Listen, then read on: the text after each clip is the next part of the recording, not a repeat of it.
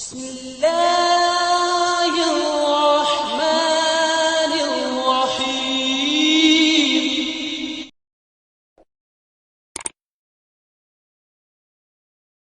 مسئلہ یہ ہے کہ اگر اس پر قربانی واجب ہے تو اسی کے نام سے کرنا ہوگی، اپنے نام سے۔ عموماً ہم دیکھا بعض گھرانے ایسے ہیں، بھئی ایک سال ہمارے نام سے ہوئی، ایک ساتھ والد کے نام پہ ہو جائے، ایک ساتھ بیوی کے نام پر ہو جائے، ایسا نہیں۔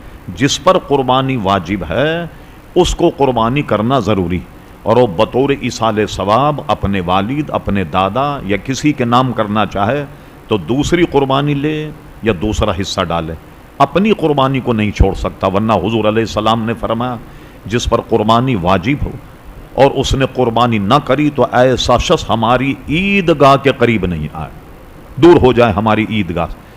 اور فرمایا کہ ایام النہر میں جو 3 دن قربانی کے، اس میں اللہ تبارک و تعالیٰ کے یہاں خون بہانا یعنی قربانی کرنا اس سے بہتر کوئی عمل نہیں ہے۔